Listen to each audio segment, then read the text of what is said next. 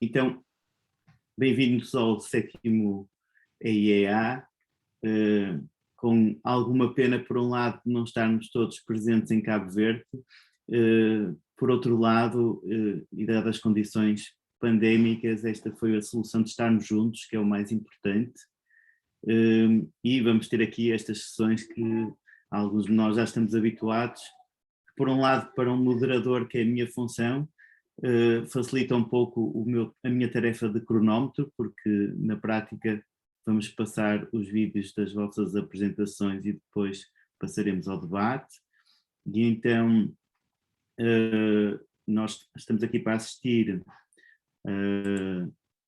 à aplicabilidade da geometria computacional para regular a forma das figuras do design da capulana em Moçambique, da Cacilda Chibai, da Universidade Pedagógica de Maputo. Depois passaremos à apresentação do estudo do potencial da banda desenhada na conservação e divulgação de histórias, contos e lendas tradicionais nas comunidades moçambicanas, de José Ogane, da Universidade Pedagógica de Maputo. E, por fim, Cabo Verde, algumas interrogações em torno da territorialidade, da Liliana Alves Couto, do I2ADS. Vamos passar estes 3 vídeos em primeiro lugar e depois passaremos à discussão, que são 10h10 aqui em Portugal, por volta das 11h25, 11h30, terminaremos então a sessão. Alguma questão? Peço então, não, está tudo bem. Peço então, por favor, então, à Luana de passar os vídeos. Obrigado. Saudações a todos. Passo a apresentar um estudo da aplicabilidade da geometria computacional para regular a forma das figuras do desenho da capulana em Moçambique. A estrutura da apresentação será uma breve introdução, problemática, pergunta de pesquisa, conceitos em volta da capulana, metodologia, resultados e conclusões. A presente pesquisa visa dar a conhecer, através da disciplina de educação visual, como se pode envolver os usos e hábitos da capulana na sociedade moçambicana. Também pretende apresentar a construção regulada de figuras geométricas no tecido da capulana.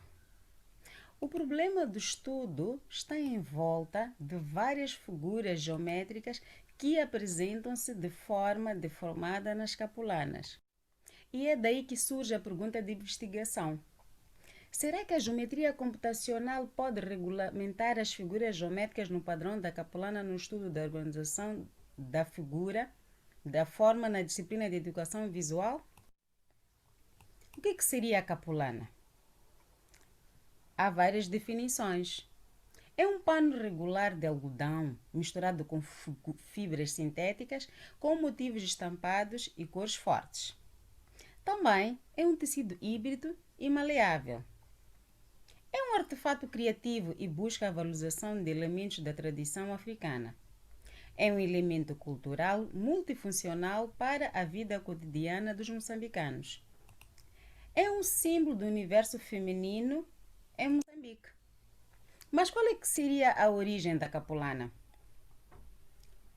A história mostra que no Império de Munomotapa, no século XV e XVIII, só o rei e as suas esposas é que usufruíam deste símbolo de ostentação. O que significa que a capulana surge como instrumento de legitimação do poder. Mas também, segundo Torquato e Roleta, a capulana deriva da capulana, esta que significa espaço do Régulo Pulana, hoje que é um nome do bairro da cidade de Maputo, em Moçambique. Mas a capulana tem outros nomes. Em Quênia, chamam de canga. Em Niassa, ngu ou nguo. Em Nampula, ecuo. Na Zambésia, nguu. Cabo Delegado, lingu e cuu. Manica, tewe, njira. Em Nhimbane Sofala, foia, quisambe. Em Maputo e Gaza, nguvo. Em Senegal, pangue. Mas como é que esta capulana é usada e quais são os seus hábitos? Na sociedade moçambicana, esta vestimenta é um fator cultural em diferentes atividades socioculturais. E ela aparece desde o nascimento do bebê. O primeiro tecido que o bebê tem contacto é a capulana. Serve não só de toalha, como também de cobertura. Há quem usa como fralda. Ao longo do crescimento, ela é usada e é organizada de forma não aleatória. As capulanas mais bonitas e vistosas são usadas para as grandes cerimônias e as menos vistosas são usadas para trabalhos domésticos. Ela é usada também no casamento, em qualquer cerimônia tradicional e também para a decoração da casa. Tecnologias de informação e comunicação. Com o seu desenvolvimento, a educação não ficou de lado, pois houve uma necessidade de utilizar o pensamento inovador e transmitir competências e desafios que nunca prevíamos. E é daí que surge o pensamento computacional, que, segundo Chuté et al., é a base conceptual necessária para definir e resolver problemas do mundo real usando métodos algoritmos para alcançar soluções que não são transferidos e necessários para vários contextos. E é aí onde está a geometria computacional, que é o ramo da ciência da computação que estuda algoritmos e estruturas de dados para resolução computacional de problemas geométricos. A educação visual é a arte que lida com a visão e é o seu meio principal de apreciação. É uma disciplina que permite que os alunos tenham uma destreza manual através de várias técnicas de expressão, no sentido de organizar o espaço físico e pictórios, estética, o gosto pelo belo, entre outras qualidades como analítico crítico na comunicação através da imagem. De todos os elementos básicos da educação visual, aqui vamos estar mais, o estudo foca-se mais na forma, que segundo o Consigliere, são os limites exteriores da matéria de que é construído um corpo e que conferem a este um feitio de configuração e um aspecto particular. Mas para Filho, a forma pode constituir-se em um único ponto singular, numa linha, ou num plano, ou ainda num volume, contemplando todas as propriedades citadas. Segundo o autor, é tudo o que é visível e ocupa um espaço específico. Métodos. Para a pesquisa foi usada uma pesquisa bibliográfica tecnológica, numa abordagem qualitativa, onde os exercícios foram monitorizados, observados, analisados e comparados em etapas. Na primeira etapa, foram selecionadas 3 figuras simples, em 3 capulanas, onde as figuras geométricas apresentavam-se deformadas. Na segunda etapa, foram criados algoritmos usando o comando da tartaruga, foram construídas as figuras geométricas simples e coloridas, como mostra a tabela. É possível ver as 3 figuras simples e coloridas. Na terceira etapa, houve uma codificação de todo o padrão, onde foram comparados os 3 módulos selecionados na primeira etapa com os 3 módulos codificados com MSW Logo 65. Nesta tabela, é possível ver que houve uma organização regulada das figuras. Resultados. A pesquisa descreveu como foi possível construir o módulo das capulanas através do MSW Logo 65. As figuras foram diferenciadas pelo número de lados e comprimento de cada lado. O objetivo deste estudo foi resolver os problemas geométricos de forma técnica na forma das figuras geométricas, utilizando o menor número de passos. Conclusões. As TICs permitem solucionar vários problemas e a geometria computacional soluciona problemas geométricos elementares, como o caso das formas que foram apresentadas no estudo. A pesquisa trouxe um diferencial não só para Moçambique, mas para o mundo todo. A utilização de modernos aplicativos como o SMW Logo permitiu facilitar drasticamente a decisão do problema, minimizando o tempo para a resolução do problema do estudo. E, por fim, a pesquisa mostrou que é possível aliar artefatos tradicionais com o auxílio da tecnologia. Agradecimentos à Fundação Colosso Gulbenkian no âmbito do Programa de Apoio e Formação PALOP e Timor-Leste. Referências bibliográficas.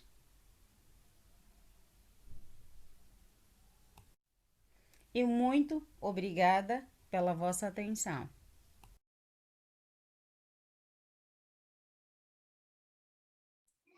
Muito obrigado, Cacilda. Luana, se calhar podemos passar então agora ao vídeo. Obrigado. Saudações a todas e a todos. Aqui José Roguane. Falarei do potencial da banda desenhada na conservação e divulgação de histórias, contos e lendas tradicionais nas comunidades moçambicanas. Esta é a estrutura da apresentação. Em jeito de introdução, importa referir o crescente interesse nos dias de hoje por questões relacionadas com a identidade cultural dos sujeitos, assim como a proteção dos bens culturais. Este interesse é tanto a nível acadêmico, assim como no âmbito político. No lado acadêmico, temos a destacar para esta pesquisa o estudo de Hall em torno da construção e preservação da identidade cultural dos sujeitos, enquanto que no âmbito político temos a destacar as várias convenções da Unesco, em particular a Agenda 2030, dos Objetivos de Desenvolvimento Sustentável. O nosso grande foco nesta pesquisa é que os bens patrimoniais, sejam eles tangíveis ou intangíveis, estejam ao alcance das novas gerações para que possam construir a sua identidade cultural. Acreditamos que isso pode ser feito de duas formas. Uma delas, através da oralidade, e outra, através do uso dos meios da comunicação visual, na qual a banda desenhada é chamada a intervir. O pressuposto para esta pesquisa é que a banda desenhada é simultaneamente um meio que comunica de forma divertida, cria motivação na leitura e também facilita a aprendizagem do sujeito.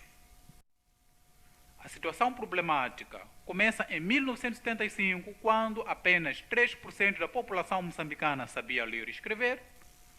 Anos depois, cerca de 18% da população já estava em condições de ler e escrever, e mais recentemente, cerca de metade da população com habilidades para leitura e escrita. Então, a preocupação da pesquisa é: que papel teria a banda desenhada na conservação, divulgação dos bens patrimoniais intangíveis, assim como na construção das identidades dos sujeitos? Os objetivos da pesquisa são, primeiro, conceitualizar a banda desenhada, em segundo momento, apresentar as fases do uso da banda desenhada em Moçambique, terceiro, examinar o uso atual da banda desenhada na cidade de Maputo e Vila de Maracuene, e, por fim, apresentar o potencial da banda desenhada na preservação cultural e construção identitária em Moçambique.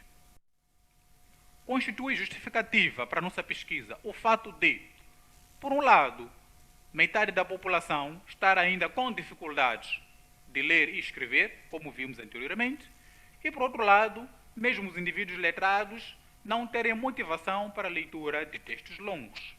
Estas duas realidades fazem com que a banda desenhada, por combinar texto curto e imagens, seja o mais indicado para educar, informar e satisfazer o cenário atual vivenciado. A visão teórica sobre a banda desenhada começa com a banda desenhada identificada entre outros meios da comunicação visual, tais como o cartaz, o livro, o folheto, o outdoor, os pictogramas, a própria banda desenhada e tantos outros que fazem parte da comunicação visual. Seguidamente, na ótica de Reinhardt, importa referir que a banda desenhada nasce de ilustrações de caricaturas, por volta dos séculos XVIII e XIX. Lá, os jornais alcançavam novas formas para atrair os leitores. São indicados 4 precursores da banda desenhada, existem certamente outros, estes são os principais. Nos dias que correm, a banda desenhada é constituída basicamente por imagem, em forma de desenho, a qual se adiciona um texto curto. Isto é depois apresentado em suportes físicos ou em suportes virtuais. Tanto em uns como noutros suportes, a estrutura da banda desenhada é geralmente apresentada em forma de uma prancha, na qual encontramos as tiras, os balões, as vinhetas, as legendas e vários planos de representação. Olhando especificamente para Moçambique no decorrer do tempo, vemos que os locais preferidos para a colocação das bandas são as paredes, as páginas de jornais, livros escolares, revistas, assim como folhetos de campanhas específicas. As temáticas variam desde assuntos do cotidiano, a educação patriótica, campanhas sanitárias, educação financeira, direitos humanos e, mais recentemente, a crítica social. Aqui temos exemplo de uma banda desenhada retratando a educação financeira, uma outra banda desenhada sobre as técnicas básicas de planeamento físico. Esta retrata um problema crítico em Moçambique, que são os casamentos prematuros, trabalho de um aluno, igualmente trabalho de um aluno criticando a violência doméstica. Esta banda desenhada retrata a experiência de um estagiário nos seus primeiros dias de trabalho. Esta banda desenhada traz alguns cuidados a ter na proteção contra o coronavírus, um tema atual que não poderia deixar de ser mencionado. Em jeito de opção metodológica, a pesquisa é qualitativa, tem uma base bibliográfica, também descritiva. As técnicas usadas para a coleta de dados foram a entrevista, o questionário e a experimentação, e nela participaram profissionais que trabalham na área da banda desenhada, assim como cidadãos de Maputo e Maracuene, zona sul de Moçambique. E à direita consta, então, a estratificação dos participantes da pesquisa. Em jeito de resultados, temos a dizer que identificamos 4 fases da banda desenhada em Moçambique, nomeadamente a primeira, referente ao tempo colonial, na qual a banda desenhada aparecia nos manuais de ensino. A segunda fase, no período pós-independência, na qual a banda desenhada aparecia como ferramenta de mobilização revolucionária. Uma terceira fase, nas décadas 80 e 90, em que a banda desenhada era o suporte das campanhas sanitárias, sobretudo. E uma quarta fase, nos anos 2000 para os dias que correm, em que verifica-se uma diversificação da banda desenhada e os assuntos que nela são abordados. Sob o ponto de vista de potencial do uso da banda desenhada para a preservação cultural e construção identitária em Moçambique, temos a referir que ela motiva a leitura, ela permite que o leitor se envolva na história contada, ela é largamente usada para transmitir uma grande variedade de mensagens, ela permite fácil retenção dos conhecimentos nas pessoas e é uma forma de registro para a eternidade. Aqui temos um exemplo de uma banda desenhada que foi criada e experimentada com o objetivo de testar a receptividade no seio dos leitores. E verificou-se que os participantes conseguiam fixar facilmente a narrativa contada na história, mesmo os que ainda nunca tinham ouvido falar da história narrada nesta banda desenhada.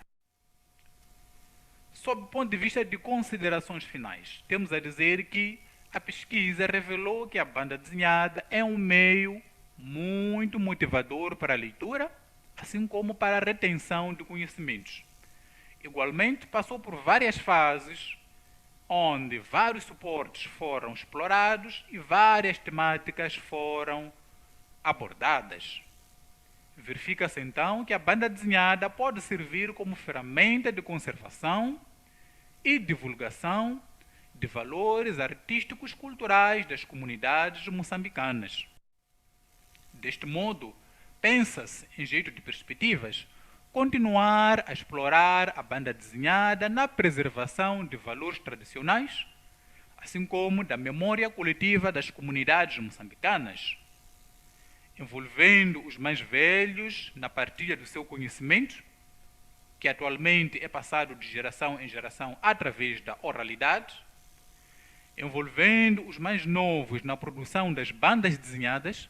Estamos a falar especificamente de estudantes de educação visual e design na UP Maputo, assim como de outros interessados nesta matéria, produzir coletâneas ou revistas de banda desenhada que podem igualmente ser disponibilizadas em plataformas virtuais.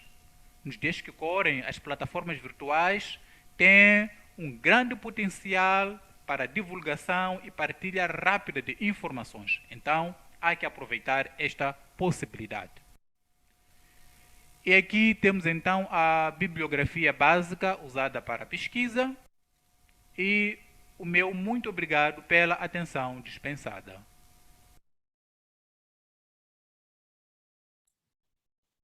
Muito obrigado, José. Podemos então passar à última apresentação da Luciana.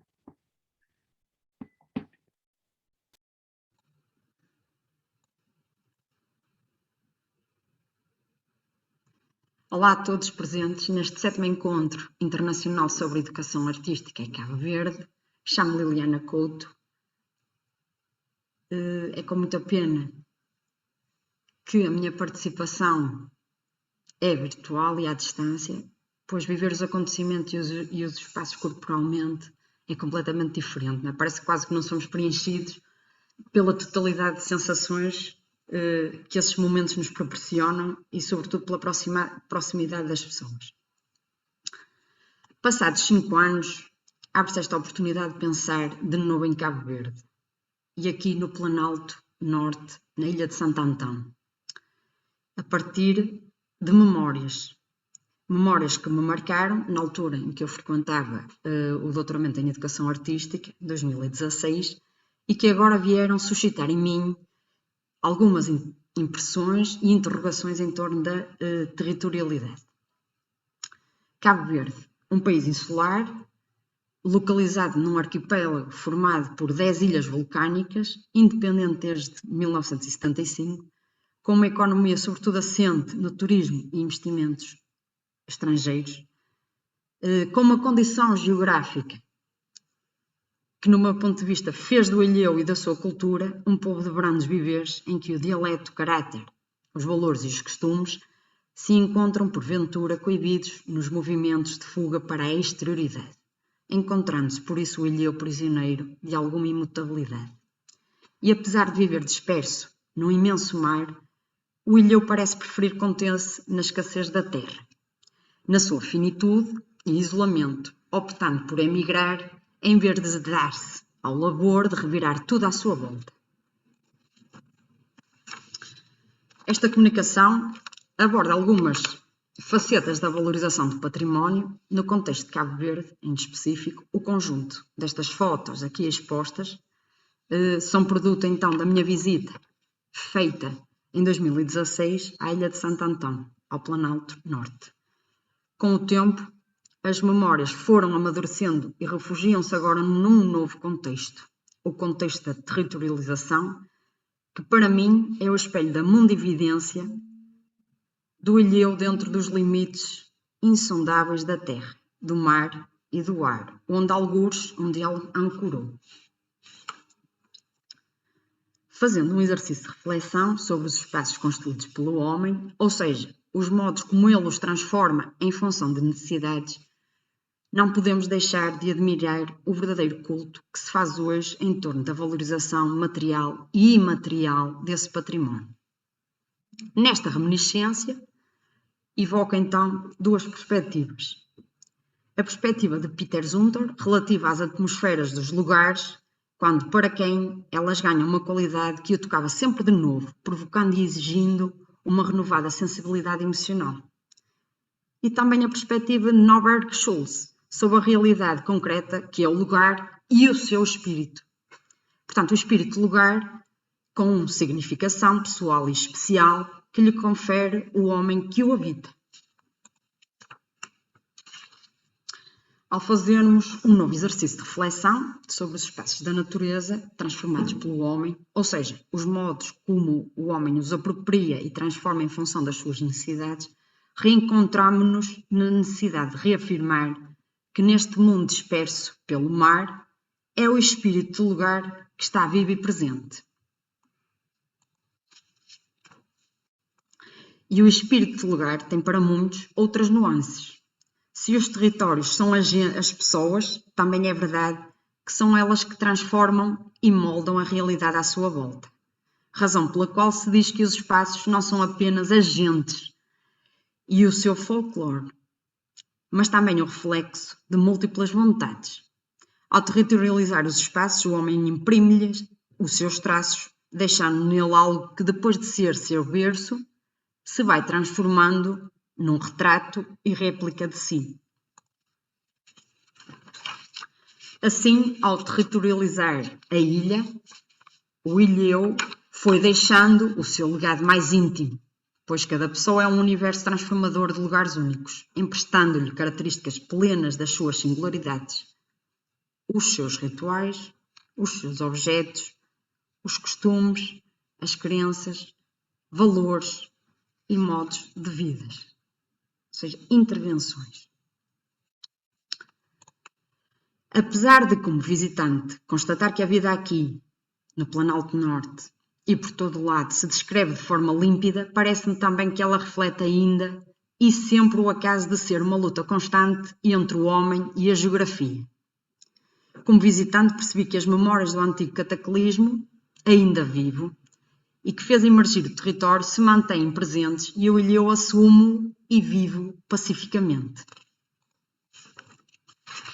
Se por um lado o cataclismo inicial e milenar fez com que se elevasse a terra e viesse rodear tudo de água por todos os lados, ele perpetuou uma certa memória de naufrágio. Esta terra nunca deixou de me parecer um acaso cataclísmico sem esquecimento. Afinal, o vulcão destrói, mas também vem tornar as terras mais férteis. Nostalgicamente, os fotogramas e as fotos continuam a fazer-me afirmar que o futuro desta terra continua a dizer que é apenas promissor, isto é, não passa de árdua promessa, sendo sempre uma pátria que afagará os seus cidadãos, uma terra que nunca passará de um colo sem muito carinho. Depois veio do mar o homem que se fez ilhéu. E para o homem ilhéu, a conjugação do mar infinito e da terra escassa foi transformando a catástrofe do encontro em terra firme e ancoradouro. Uma esperança de futuro que ele conquistou e só dificilmente faz crescer. Por isso, o ilhéu traz no olhar e nos modos um vago retrato de vítima. O ilhéu é obra do acaso, da pouca sorte de quem nunca, mas nunca pôde ir além de quem, por sorte, venceu o mar e, por sorte, ali ancorou. Mas a vítima, o ilhéu, nunca se chegou a revoltar, acabando por viver com brandura o mar e a terra. Hoje digo que de rude terra se fez doce gente, em tudo o que construiu como seus modos de vida. E as reminiscências deixam pensar que também é esta brandura que lhe tolhe os movimentos e lhe nega o ímpeto para a exterioridade. Apesar do imenso mar, o ilhéu parece desejar conter-se na escassez da terra, da sua finitude e do seu isolamento. E quando cuida pelo seu futuro, parece optar por emigrar em vez de dar-se ao labor de revolver a ilha e o mar à sua volta. E por isso me interrogo: dispersa é a terra que dispersa torna a vida e a vontade? Que identidade territorial será esta que nasce do olhar que só prescuta o mar e teme a terra? Que cultura, e dentro desta, que arte pode acender-se do espírito que vive na quieta condição de ter nascido num permanente diálogo catastrófico entre o vulcão e o mar? Pergunto: será que as múltiplas resistências das ilhas serão perenemente maiores que o próprio ilhéu? Continuará sempre escassa a audácia do ilhéu só porque a vertigem de uma geografia parece tolher a vontade das conquistas?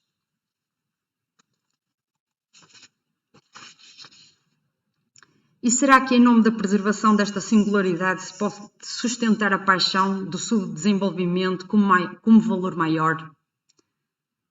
Quem quererá arcar com estas responsabilidades, mesmo que lhe charme, com charme, património material?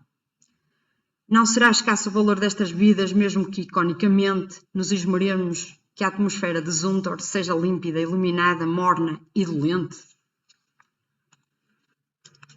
Não será escassamente pouco este casamento entre a dolência do presente e a promessa de um mundo melhor?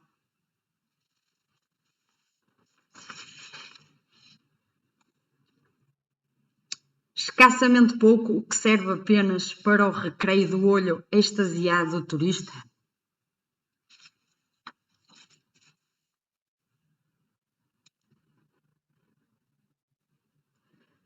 Bastará que este povo, e para ele, um certo look compender folclore?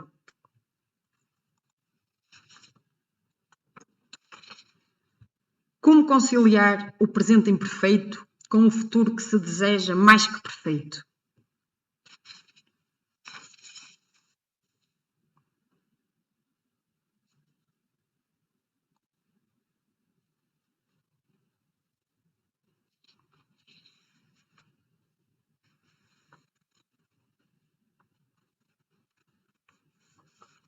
Pensar sobre o valor da territorialidade inscrito na insularidade.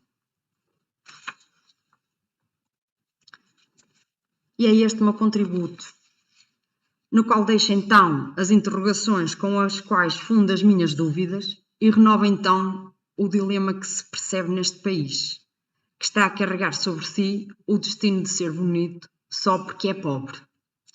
Será humanamente sustentável centrar o desenvolvimento numa certa pobreza, só porque isso torna mais genuíno e apetecível para os escassos turistas que ali chegam? Será humano hipotecar mais desenvolvimento a este culto da escassez e da simplicidade?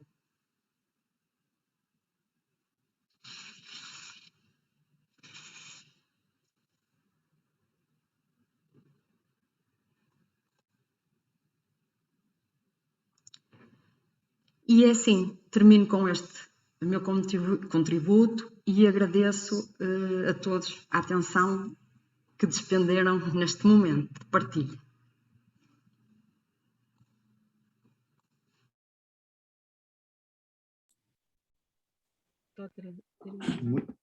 Muito obrigado, parabéns às apresentações, muito ricas. Está aberto então o debate, não sei se alguém quer fazer alguma questão ou os próprios exato, Cacilda, força, obrigado. Eu tenho duas questões para o colega aqui, José Uguana, e duas para a colega Luana, né? Liliana. Liliana, desculpa, Liliana. Vou começar pela colega Liliana. Gostava de saber, primeiro parabenizar pelo tema deu para sentir como é que é viver no Ilhéu, mas gostava de saber se foi possível identificar algum elemento cultural ou por eles estarem a viver em torno de um sofrimento, não tem nem tempo de ter alguma atividade cultural. E para o José Oguana, gostava de saber quais são os bens culturais que se pretende preservar com a banda desenhada e qual é o público-alvo que ele gostaria de atingir com este estudo? Estas são as minhas 3 questões. Obrigado, Cacilda. Liliana, primeiro, se calhar. Eu gostava que repetisse a pergunta que foi feita para mim, que eu só apanhei, era saber se eu tinha identificado algum elemento cultural, e a outra parte eu não percebi. Podias repetir, por favor? A outra parte nem pergunta, porque eu senti que eles sofrem tanto, meu Deus, problema de água, alimentação, que nem tem tempo, talvez, para se distrair com alguma atividade artística. Mas mesmo assim, gostava de saber se conseguiu identificar qualquer coisa que eles façam nos momentos livres, não sei. E pronto, eu estive mesmo no Planalto Norte, na altura foi um desafio, porque haviam 3 hipóteses que nós podemos visitar, e eu quis ir mesmo à mais genuína, vá lá. E percebi que há lá escolas, tem lá uma escola, pronto, como propagação, né, da cultura e do conhecimento, há lá uma escolinha, sim senhor. Quanto vá lá, ao sofrimento, é como eu disse, como eu referi, quando nós falamos nesta pequena comunidade, que não é uma grande comunidade, né? E é uma comunidade que eu percebi que são de resistentes, porque senão já tinham saído lá e já tinham descido a montanha, o Planalto, e tinham ido atravessado, vá lá, o mar que os rodeia, e tinham ido para outra zona muito mais, não, mais desenvolvida dentro do que é o contexto de Cabo Verde. Eu percebi que eles, por exemplo, de manhã eles caminham 6 km para ir buscar água todos os dias, portanto a água é escassa. Eu permaneci lá 2 noites e o que é que nós fazíamos? Nós aqui em Portugal estamos habituados, vão lá até a estragar água potável, e lá não, havia uma contenção muito grande. Saber olhar para a questão, até que é um dos problemas atuais em todo o mundo, que é a preservação e a conservação da água. E portanto, eles ingenuamente fazem essa conservação, porque a própria natureza o exige, não é? Porque senão eles tinham que caminhar mais vezes e levam os burros para trazer uma maior quantidade de água, e tive a oportunidade de participar, vá lá, nestes modos de vida deles, porque não se consegue perceber muito, e ainda por cima, quando eles sentem que tem lá turistas, eles se calhar até mudam ligeiramente os seus hábitos normais, não é? Porque estão a ser observados. As crianças brincam, jogam futebol, como todas, não é? Portanto, isso é normal, e o que se consegue perceber neste conjunto, de facto, eles lançam sempre um sorriso na cara, nós percebemos aquele sorriso, mas será que é contentes por estarem nesta situação? Não é? Será que estão contentes por terem alguém ali a observá-los, ou por terem importância nesse sentido, não é? Vá lá, que mais é que eu consigo transmitir de lá? E depois eu percebi na altura, em 2016, só tinha chegado lá a eletricidade há 6 meses, portanto, na altura em que eu estive lá, há 6 meses tinham chegado lá os painéis solares, e eu digo, quer dizer, nós estamos rodeados de eletricidade e estas pessoas vivem sem nada, praticamente sem nada, não é? Nada destes consumos que nós estamos habituados. E há uma cooperativa, que era a cooperativa dos resistentes do Planalto Norte, que isso aí define de facto a resistência que esta pequena comunidade ainda vive nesta luta contra a geografia, que é a terra, contra o vulcão. Pronto, e isto marcou-me, e agora olhar outra vez para esta situação, não é? Fica-nos o dilema, acabar com esta genuinidade, não é? Com este património, que isto é cultural, não é? Identifica aquele Planalto Norte, será que vamos acabar com ele e vamos chegar lá e vamos lhe dar tudo o que eles querem, canalizações, saneamento, eletricidade, ou então vamos deixar avançá-los ao seu ritmo e eles vão continuar neste subdesenvolvimento. Não, isto ficamos de mãos atadas. E foi isto que eu quis partilhar, não é? Desta experiência mesmo em local. Sei que eles estão, sei que há uns projetos que é um MEA em relação, pronto, para lá, que vão chegando lá sem tentar alterar completamente esta cultura, esta identidade deles, em que lhes vão dando alguns conhecimentos que lhes permitem melhorar as suas condições, sobretudo na produção do queijo, o queijo de cabra.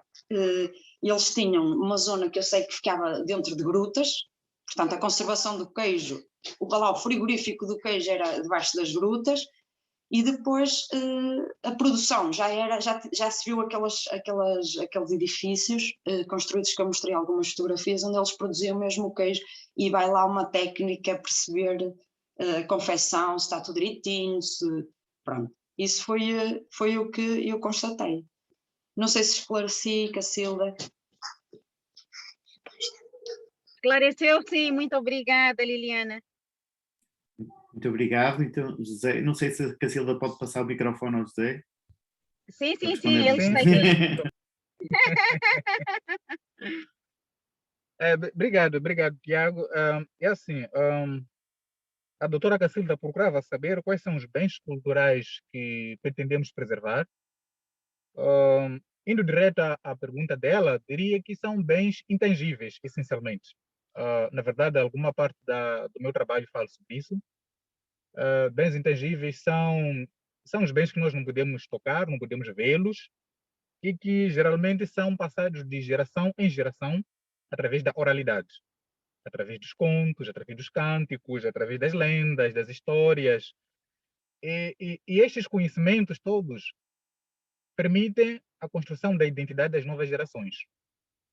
Então, o que se nota na atualidade é diríamos, uma redução da presença deste tipo de atividades, de contos, lendas, cânticos, carregados dos valores tradicionais. E a nossa premissa é que o sujeito deverá conviver numa sociedade globalizada, contemporânea, na qual, em simultâneo, poderá aprender valores de outras culturas, mas isso não impede e nem lhe deixa livre de ter a sua própria identidade, os seus próprios valores. Então, pegando a banda desenhada, encontramos aqui, diríamos, juntar o útil ao agradável. Por um lado, exploramos a banda desenhada como um meio, seja físico, seja digital, como se diz no final da nossa pesquisa, e através deste podemos trazer aquelas histórias que nos tempos passados eram contadas pelos nossos avós e incorporá-las em forma de texto e imagem, de uma forma mais criativa, para que estas novas gerações possam conseguir entrar em contato com elas. E indo para a segunda pergunta, está muito ligada à primeira, o público-alvo são exatamente as novas gerações. É verdade que os nossos avós, tios, foram também contactados na pesquisa, sim, porque consideramos que eles são como se diz que em Moçambique, as bibliotecas vivas, não é? E é nestas pessoas que pensamos em colher essas histórias, esses conhecimentos e envolver jovens, seja na universidade, seja em outros âmbitos que estejam interessados nisto, para poder passar estes conhecimentos sob forma de representação, em bandas desenhadas, onde aliamos imagem e texto curto, basicamente. Não sei se consegui responder à questão, conseguiram me escutar? Sim. Cacilda. Estou satisfeita, percebi. Obrigada, José Wando, obrigada. Mais questões? Eu tinha uma questão para a Liliana. Uhum. É a seguinte, sim, ela falou sobre identidade territorial e veio-me assim à mente uma dúvida, já que eu tenho pesquisado um pouco sobre a questão das identidades de sujeitos. Quando ela fala de identidade territorial, estaria a se referir a alguma existência de marcas culturais ou patrimoniais lá no Ilhéu, marcas típicas que nos permitem, assim, a priori, conseguir ter uma ideia do modo de ser, o modo de vida dos habitantes do Ilhéu? Seria isso?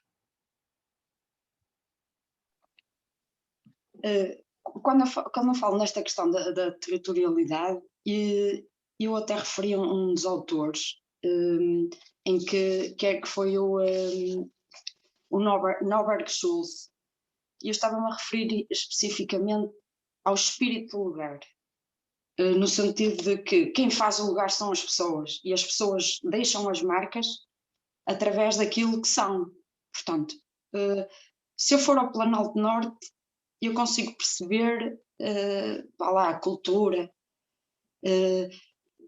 e de certa forma, não é, da parte existencial, não é, material da edificação, eu consigo perceber que aquilo não está muito desenvolvido e algumas marcas, certo? Mas depois tem a parte imaterial, que até o próprio rosto da pessoa consegue transmitir, ou quando está alegre, ou quando está mais triste, ou quando até, não é, com alguma tristeza leva a vida, ou com alegria. É? Portanto, eu estou-me a referir tanto à parte material como à parte imaterial. Está bem? No conjunto. E, por isso é que eu me baseei um bocadinho, porque também foi um dos autores que eu me debrucei quando fiz a tese de doutoramento, que tinha a ver com a essência do lugar, não é, o espírito do lugar. Ele define como o espírito do lugar, que nos toca sempre. E nós, quando damos a significação ao lugar, é a partir de quem o vive. Portanto, sempre que eu olho, ou sempre que eu estou ali presente, é esta significação, ou quem o habita, que imprime o valor e o espírito àquele lugar. Portanto, é aquela gente. Se fosse outra gente, o lugar era diferente. Portanto, é aquela gente já está identificada ali a sua identidade. Certo, não sei se respondi à questão. Sim, está percebido, está percebido. Obrigado. Tiago? Sim, sei. Sim. Não sei se ainda tenho a possibilidade de mais uma questão para a doutora Gazilda. Sim, claro, obrigado. Sim, eu percebi que a pesquisa que ela traz, uma pesquisa muito interessante, é transversal do norte ao sul do país, passa até para outros países fora de Moçambique. E alguma coisa muito interessante dentro de mim surgiu para colocar a questão, seria olhar para frente, olhar para o futuro. Ela como professora, ela como artista, ela como designer, ela congrega isto tudo.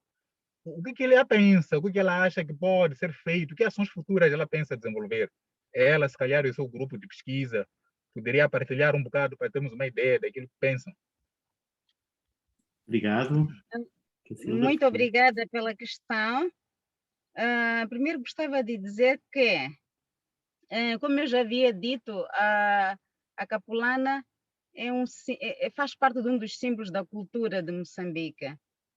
Ela é usada para diversas atividades, mas também de notar que nessas capulanas há algumas, entre aspas, falhas. Diz-se que na arte não é falha, porque a falha também torna a arte. Mas é de notar que, para além de algumas figuras estarem deformadas, a maneira de pintar às vezes não chega a preencher toda a forma, mas isso também é notável pela maneira como é fabricada a própria capulana, que é de uma forma artesanal. Então, é preciso nós nos aliarmos às tecnologias, porque nós sabemos que com os algoritmos nós conseguimos solucionar todo tipo de problemas. Então, gostei da pergunta do colega José, quais são os planos futuros? Os planos seria criar mini designers, mas não só para desenhar a capulana, mas para trabalhar nesses algoritmos das figuras da capulana para sair de uma maneira mais uniforme, mais perfeita as capulanas. Essas é que seriam as ações futuras. Não sei se foi clara. Eu tenho uma pergunta nesse sentido, que já estava aqui. Eu também depois gostaria de fazer uma mas pergunta. Claro, eu estou a moderar, posso ficar com as perguntas para mim, Liliana. Podes fazer tu primeiro, que eu espero. Podes fazer, estás à vontade.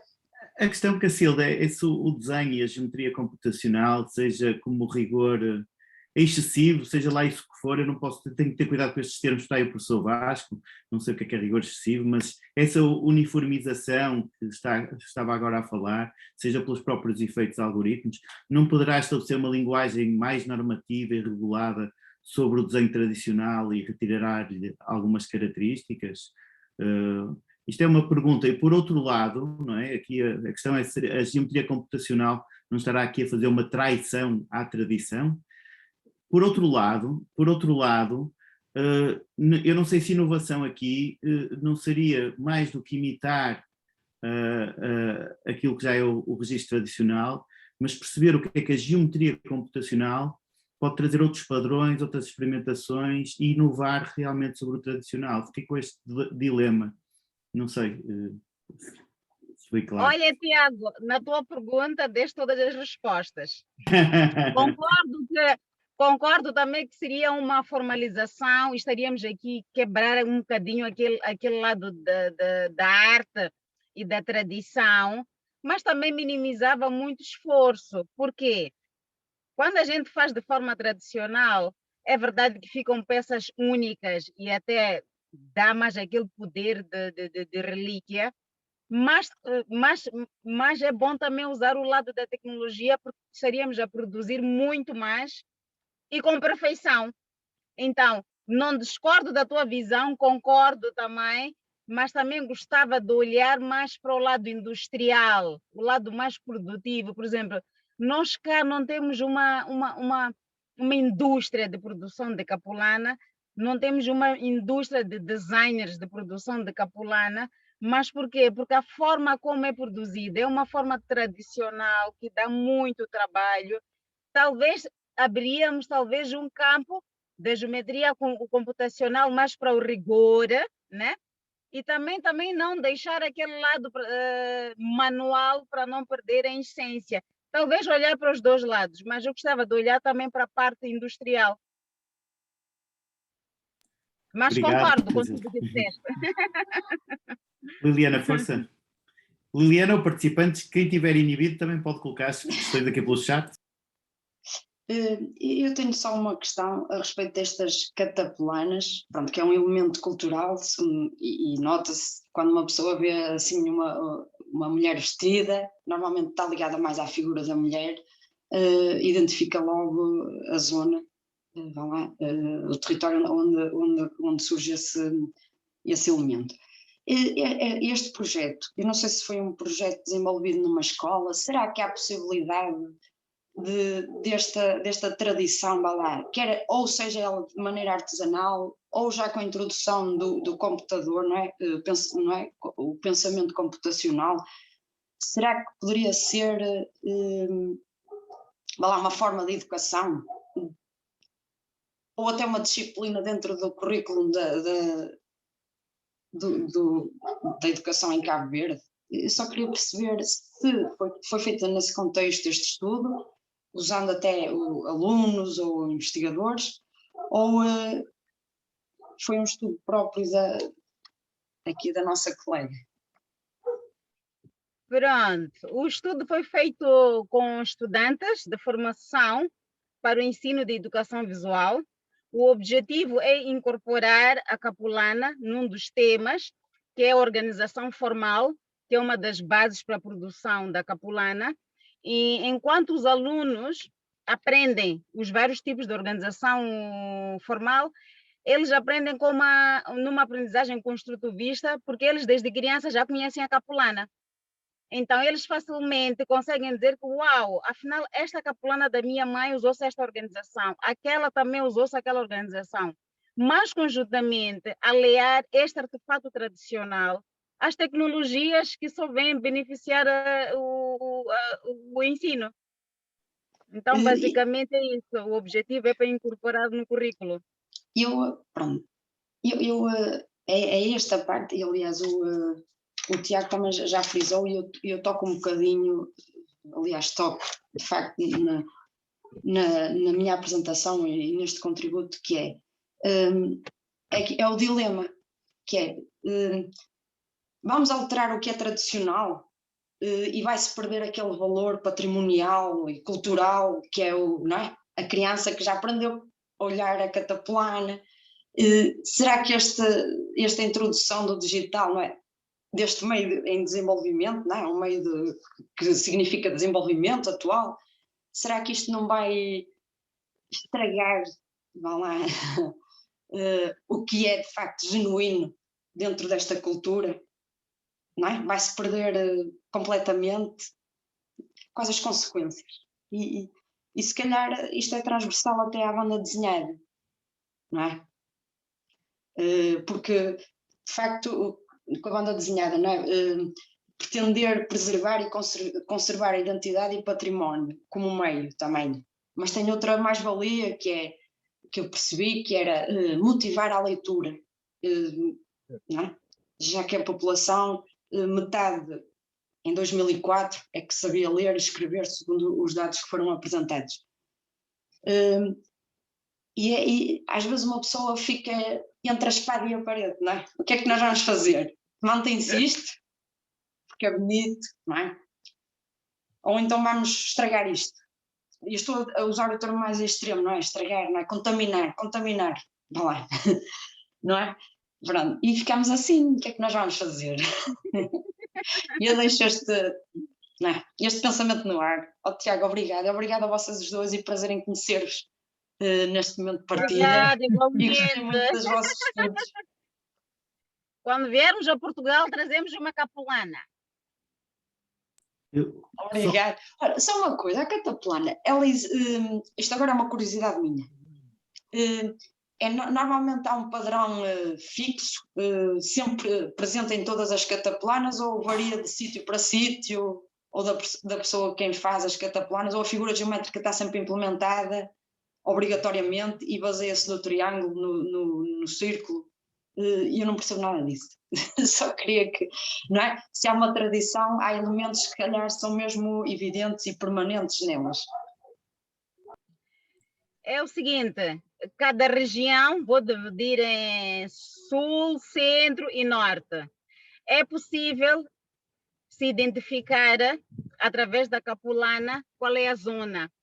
Na zona norte, gostam mais de capulanas coloridas, com cores muito fortes.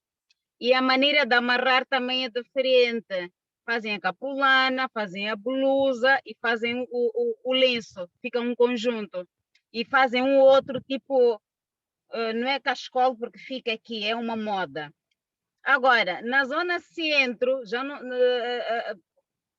as mulheres é que mais usam no dia a dia, os homens também, mas é mais para as mulheres. Na zona norte, já não fazem o fato completo. Amarram só a capulana na cabeça. E as cores já não são assim tão fortes. Não percebi? Na zona centro. Agora, na zona sul, como é um sítio onde todas as zonas vêm, né? Porque é a zona mais desenvolvida, acabam vestindo as capulanas de todo o sítio, mas nós já sabemos que quando apanhamos uma mulher com as capulanas com as cores mais vivas e com o conjunto completo, já sabemos que é do norte. Quando estão menos vistosas, ficamos balançadas entre o centro e o sul. Mas aqui no sul gostam mais de capulanas menos coloridas e os padrões são mais geométricos, né? Enquanto que as capulanas do centro já são mais animais, já são mais vegetais. Então, é possível, através da capulana, saber de que zona é a mulher. Não que os homens não ponham, mas é mais para as mulheres. Obrigada. Já fiquei a saber mais um bocadinho. Obrigada eu. Eu não sei se algum dos participantes quer fazer alguma questão. Eu aproveito também para dar mais uma vez os parabéns às apresentações que foram muito ricas e para perceber também aqui, até porque tenho uma curiosidade em particular no trabalho do José Ogoane, se podemos aceder aos estudos, e eu posso adiantar a minha pergunta, José. Eu percebi as divisões que fez com os vários períodos articulados com o conteúdo, o tempo colonial e os manuais de ensino, pós-independência e o lado revolucionário, e depois a campanha sanitária. e depois um período de diversificação. Este cruzamento, que é cronológico por um lado e temático por outro, não é? Ele tem também, recolhe atenção às próprias singularidades da linguagem gráfica da banda desenhada. Eu fiquei muito curioso sobre isso. Ou seja, formalmente, graficamente, como é que essas linguagens se foram alterando, ou por outro lado também possam se ter mantido. E, evidentemente estamos a falar de práticas autorais, haverá aqui muita diversificação, mesmo antes do período da diversificação. Ao mesmo tempo, uma questão que também que esteve sempre presente, e que também no trabalho da Cacilda lida com esta questão, e da Liliana já agora, é que há uma questão da preservação, mas ao mesmo tempo são práticas que nos permitem pensar na transformação e na emancipação. No caso do José Ogoane, vai passar mesmo por períodos diferentes, não é? Períodos como o período revolucionário e por aí fora. Portanto, estas articulações também são muito interessantes. Mas, sobretudo, aqui na questão da linguagem, se há, assim, diferenças assinaláveis ou questões que se mantiveram. Assim? É assim, o nosso estudo não olhou muito para a questão do estilo de linguagem, não é? Mas fazendo assim um olhar breve, conseguimos notar que no período antes da independência e no período pós-independência, naquele período de transição, usava-se muito fotografias, usava-se muito caricaturas, principalmente no período revolucionário. E as caricaturas funcionavam exatamente como um instrumento do regime, não diríamos desacreditar, mas criar uma imagem não muito boa do que se pretendia na altura revolucionária criticar, não é? Existia uma imagem famosa, que era a imagem do Chico-Nhoca. Todas as bandas desenhadas na altura tinham essa imagem, toda criança conhecia essa imagem, e criou-se um conceito em torno dessa figura de Chico-Nhoca. Chico-Nhoca seria um indivíduo antirrevolucionário, um indivíduo que não engrena naquilo que eram o passo da altura, as mensagens do momento, aquilo que era a visão política do momento. Então, paralelamente ao Chico-Nhoca, foram criadas tantas outras figuras, foram personificadas com tantos nomes. Portanto, a linguagem basicamente era esta, era agressiva nesta ótica. E essas figuras eram colocadas não só nos livros, mas inclusivamente em paredes, em murais. Pintavam-se murais, desenhavam-se murais, estavam lá as figuras dos chiconhocas, com seus balões de fala, aquela estrutura básica da banda desenhada. Então, basicamente, a figura era esta, a linguagem era esta, muito tendente ao discurso político. Entretanto, no momento da pós-revolucionário, quando se assiste à diversificação, tanto no que concerne as imagens que eram colocadas, começam a ser mais criativas, mais abertas. A temática também começa a variar, não só se olha para o lado político, mas usa-se a imagem, o texto, para a transmissão de uma variedade de mensagens, de informações. Acredito que começa a se perceber que, afinal de contas, há um potencial muito enorme em explorar aqui no uso da banda desenhada. Basicamente, são estes dois grandes momentos que se notam de mudança, de variação.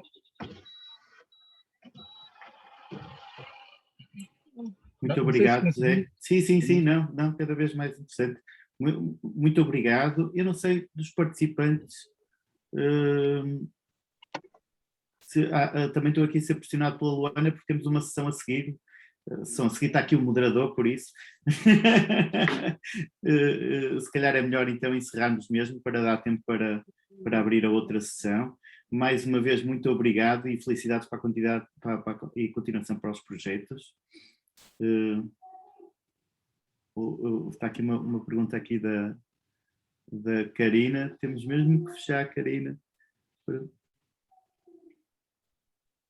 Exatamente. Obrigado pelo contributo, Karina. Bem, podemos encerrar então a sessão para a Luana poder abrir a próxima sessão. Está tudo encadeado e não podemos prejudicar todas as sessões. Um abraço e continuação, bom EIA. Obrigado. Obrigada. Tchau, fiquem bem. Tchau, tchau.